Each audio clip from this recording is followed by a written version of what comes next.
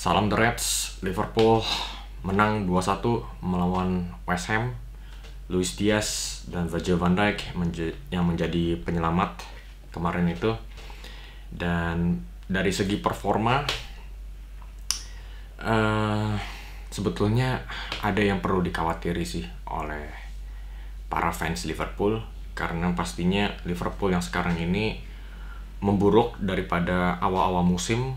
Awal-awal musim Liverpool itu menggila, tapi di akhir-akhir musim antara itu faktor psikologis, mereka sudah menjuarai Premier League, atau keletihan, atau mungkin dua-duanya. Yang pasti performanya Liverpool itu sudah menurun. Jadi itu satu nilai yang bisa dikhawatiri oleh Liverpool. Tapi ya sekali lagi, yang paling penting untuk menjuarai liga adalah bisa mendapatkan 3 poin penuh. Dan itulah yang dilakukan oleh Liverpool untuk bisa membungkus pulang trofi Liga Inggris. Karena kemarin Arsenal baru seri 1-1 lawan Brentford. Itulah yang dilakukan oleh Liverpool. Jadi performa boleh buruk, tapi bisa dibilang memang performa buruk tapi bisa mendapatkan hasil itu adalah ciri khas Champions of England. Bisa dibilang begitu. Karena di babak pertama Liverpool mainnya ngebut, langsung mencetak gol lewat golnya Luis Diaz yang diasis oleh siapa lagi kalau bukan Mohamed Salah yang baru saja menandatangani kontrak baru. Dan bisa kelihatan dari performanya Salah dalam beberapa laga terakhir ini, karena dia lagi mengejar rekor assist terbanyak, karena sekarang masih dipegang oleh De Bruyne dan Thierry Henry dengan 20 assist dalam satu musim. Salah masih 18. Jadi kalau dia bisa merebut 3 assist lagi setelah assist kemarin itu, nggak dihitung kemarin itu, 3 assist lagi, Salah bisa melewati 2 pemain legendaris ini. Jadi itulah kenapa Salah itu berubah mindsetnya dari seorang goal scorer yang maruk, mau mencetak gol, maunya di assist, tapi sekarang menjadi assist. Jadi ini yang pandangan yang menarik nih, yang berubah dari Salah yang dulunya lebih egois, tapi sekarang kelihatannya lebih melunak dan lebih mensupport teammates-nya dia. Tapi sebetulnya di belakang kenapa dia mau mensupport teammates ini, itu juga ada niat egoisnya sendiri, yaitu dia ingin memecahkan rekornya. Jadi itulah pandangan yang agak counterintuitif istilahnya begitu dari Mohamed Salah. Tapi nggak apa-apa, yang penting Liverpool maju berkat kontribusinya Salah. Dan Andy Robertson di menit ke-86 on goal, dan situasi jadi 1-1, dan harus ada satu penyelamat lagi nih. Dan dari corner, Virgil van Dijk yang juga punya andil di on goalnya Andy Robertson, dia berhasil membalas lagi dan membawa skor menjadi 2-1 dari corner. Dan itu adalah signature move-nya Virgil van Dijk, umpan yang sangat akurat dari Alexis McAllister dan langsung disundul seperti roket oleh Virgil van Dijk. Dan di selebrasinya Virgil van Dijk langsung mencium badge-nya Liverpool, dan ini menunjukkan bahwa dia tetap setia dan akan menandatangani kontrak baru seperti Mohamed Salah.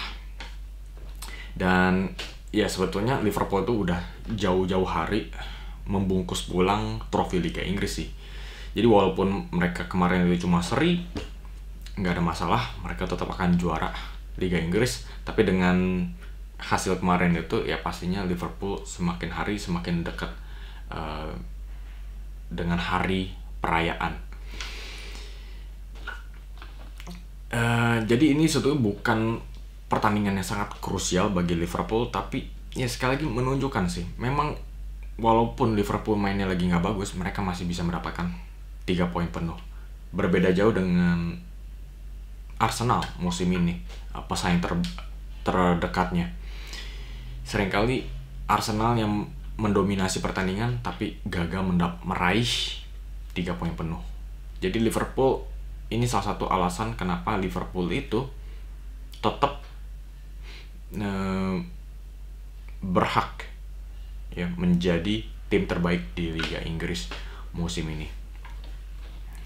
Nah, kalau kita lagi membicarakan dua pemain kunci Liverpool, Mohamed Salah dan Virgil van Dijk, yang baru-baru ini sebetulnya pada bingung nih, apakah mereka berdua bakal tanda tangan kontrak baru. Salah duluan yang dapat kabar baik, dia mendapatkan breakthrough dan akhirnya tanda tangan kontrak baru sepanjang 2 musim ke depan. Dan juga sekarang Virgil van Dijk juga diisukan sudah hampir pasti, cuma formalisasi aja tanda tangan kontrak baru, mungkin diperkirakan 2 musim juga. Nah, ini adalah kabar yang sangat baik sekali buat Liverpool, karena Salah dan Van Dijk itu adalah tulang punggung Liverpool. Tanpa Mohamed Salah, Liverpool bakal kering golnya. Tanpa Virgil van Dijk, dengan sistem highline-nya mereka, Liverpool bakal kejebolan banyak. Tapi dengan dua pemain ini masih ada di musim-musim ke depan, ini juga ada implikasi yang lebih besar bagi Liverpool, yaitu Liverpool lebih mudah membeli pemain-pemain baru. Karena pemain-pemain baru ini pasti akan melihat situasi kestabilan klub barunya ini. Apakah Liverpool ini bakal stabil, bakal diisikan oleh pemain-pemain kuncinya yang lama, karena mereka pasti ingin merasa mereka akan datang untuk bukan mengisi lubang, tapi untuk bisa menambahkan daya dobraknya Liverpool, untuk bisa mengimprove Liverpool. Betul kan? Kalau dia datang untuk mengisi lubang-lubang, nah Liverpool levelnya itu akan tetap di sana-sana saja. Gitu loh. Jadi kalau Liverpool berambisi besar, pastinya mereka itu harus mengatur isi rumahnya dulu, baru menambahkan pemain-pemain dari luar. Dan itulah yang mereka lakukan. Salah dan Van Dijk akan bertahan di Liverpool di musim ke depan. Nah, karena musim ini sudah plong, mereka sudah juara, sekarang waktunya Liverpool untuk bisa fokus ke musim depan. Bagaimana Liverpool bisa mengimprove skuadnya sendiri. Yang pasti ada di posisi striker, posisi paling penting bagi seluruh skuad, yaitu untuk bisa mencetak gol. Sebetulnya Liverpool itu sudah diisikan pemain-pemain bagus di lini depan. Diogo Jota, Darwin Núñez, Federico Chiesa juga bisa bermain di sana. Luis Diaz juga sering rotasi sebagai false nine. Sebetulnya diisikan dengan pemain-pemain bagus. Tapi nggak ada satu pemain striker yang bisa bilang ini adalah posisi saya. Saya akan bermain konsisten 90 menit di Liga Champion, terus balik ke Premier League, balik lagi ke Liga Champion, saya akan bermain nomor 9. Tapi di posisinya Liverpool itu karena berbagai macam faktor, mereka itu harus merotasikan pemainnya. Diogo Jota hanya bisa bermain 60 menit dan masih ada sejarah cedera. Tidak bisa diandalkan sebagai pemain striker kunci Liverpool. Dan dia adalah pemain paling klinikalnya Liverpool di posisi striker. Dan di belakangnya ada Darwin Núñez yang gak konsisten dan gak bisa dipercayai di laga-laga penting. Dan kelihatannya hampir semua orang expect dia akan pergi dari Liverpool dan mungkin dijual. Nah, dananya itu mungkin diinvestasikan untuk striker baru. Dan juga ya itu, dua striker paling pentingnya Liverpool. Banyak tanda tanya untuk kedua pemain ini. Nah, saya sudah berpikir ada 3 calon kandidat kuat bagi Liverpool. Di posisi striker itu jelas favoritnya itu adalah Alexander Isak. Nggak cuma buat Liverpool aja, tapi juga buat Arsenal, Chelsea. Mereka semua ini menginginkan Isak. Dan masalahnya itu satu, adalah harganya. Harganya Isak itu 150 juta. Ini besar sekali. Kalau tim seperti Liverpool beli Isak, ada kemungkinan mereka akan melupakan posisi-posisi lainnya juga yang harus diimprove. Itu loh masalahnya pembeliannya Isak ini.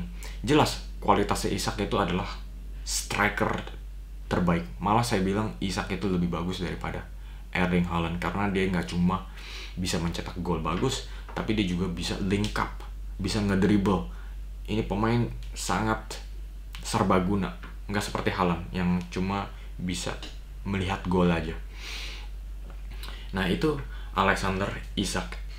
Nggak cuma harganya aja, tapi kompetisi. Banyak sekali klub yang menginginkan Isak ini. Jadi sangat sulit dari segi harga, segi kompetisi, dan juga yang terakhir, apakah Isak ingin meninggalkan Newcastle yang kemungkinan besar akan bermain di Liga Champions musim depan. Karena Isak itu ya punya ambisi besar untuk bisa bermain di Champions League. Nah, kalau Newcastle bisa memberikan kancah Eropa bagi Isak, ya pastinya semangat Isak untuk keluar itu akan menurun. Nah, jadi itu agak sulit bagi nggak cuma Liverpool tapi buat klub-klub lain untuk mendapatkan Isak. Nah, mungkin yang lebih realistis lagi itu adalah Hugo Ekitike. Harganya mungkin 30-35 jutaan. Nah, Liverpool ini mungkin lebih idealnya pilih Ekitike karena mereka tuh lebih kebiasaan untuk mendevelop pemain daripada beli pemain jadi.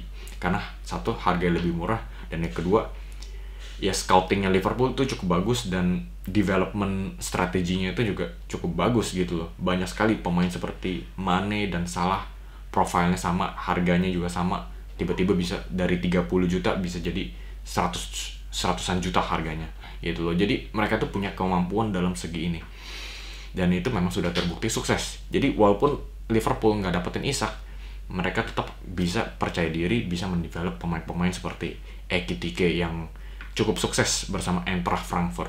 Tapi ya pertanyaannya, levelnya masih di bawah Isak, masih banyak tanda tanya apakah dia bisa transisi dari Bundesliga ke Premier League yang pasti step up-nya itu jauh lebih tinggi.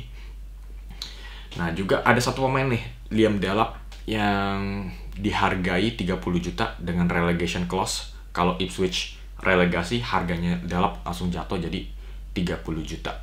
Nah Delap dengan pengalaman satu musim bermain di Liga Inggris ini juga memiliki daya tarik besar bagi klub seperti Liverpool.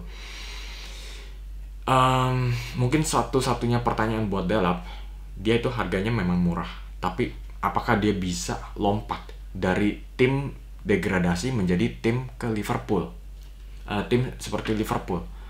Step up-nya ini besar sekali, karena pastinya dia itu harus beradaptasi. Karena Ipswich dia itu sering mengandalkan movement in behind atau lagi counter attack, Delap itu bisa melakukan movement. Nah, di tim seperti Liverpool itu jarang ada space sebesar ini karena tim lawan selalu parkir bus. Apakah Delap itu bisa menemukan teknik-teknik baru untuk bisa melepas diri dari penjagaan lawan di area yang lebih sempit? Nah, itulah step up yang harus dilakukan oleh Delap.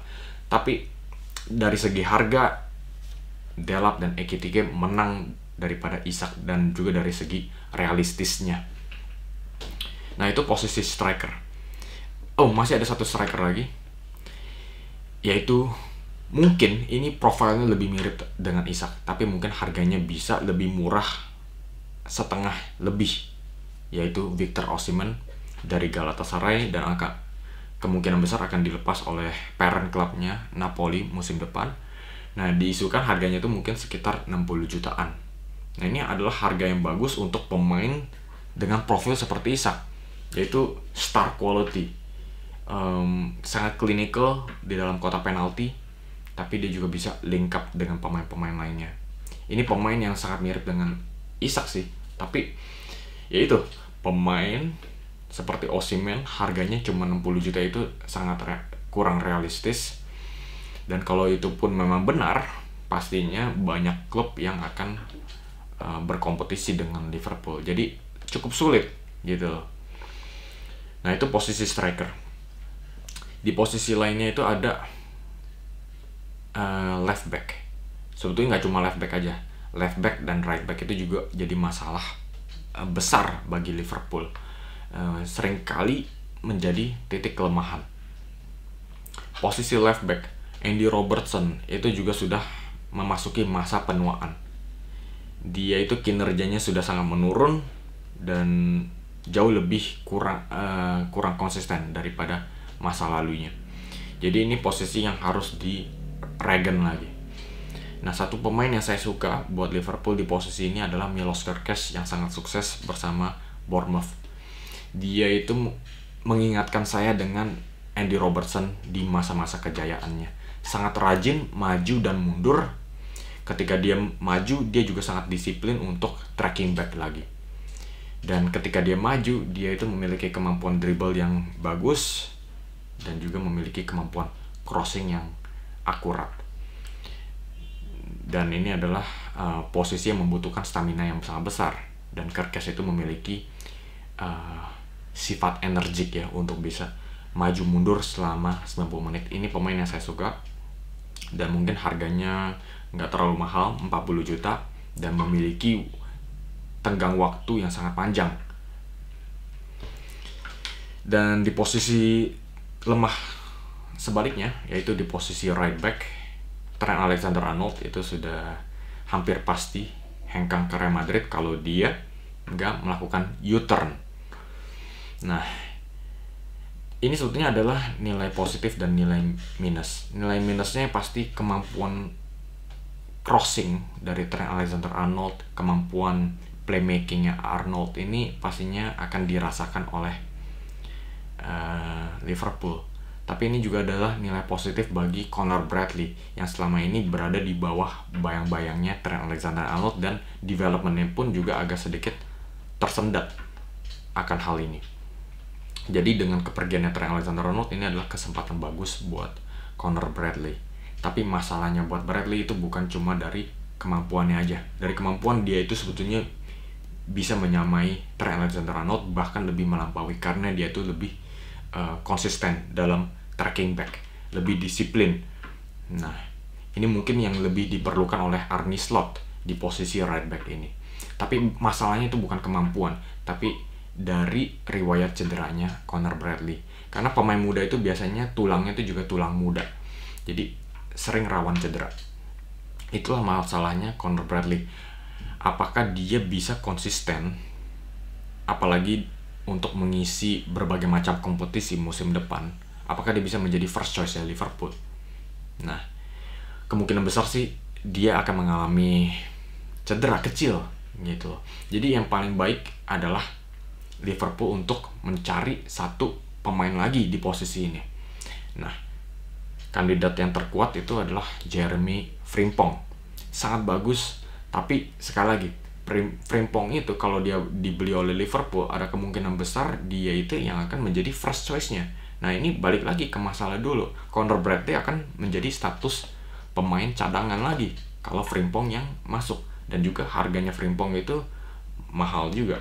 Nah, mungkin yang paling ideal ya buat Liverpool itu bukan Frimpong, melainkan cari pemain yang cukup dewasa, pemain yang senior, yang bisa memberikan motivasi dan semangatnya buat Bradley, dan juga sekaligus mengcover dirinya gitu. Nah, harganya pun juga pastinya jauh lebih murah daripada Frimpong. Itulah mungkin saya masih belum terpikirkan sih profil pemain yang bisa mengisikan pemain backupnya Bradley ini. Tapi itu menurut saya yang paling ideal buat Liverpool. Oke guys, jadi itulah rangkuman situasi Liverpool saat ini. Kalau kalian ada rekomendasi pemain-pemain baru yang bisa mengimprove Liverpool musim depan, kasih komen di bawah.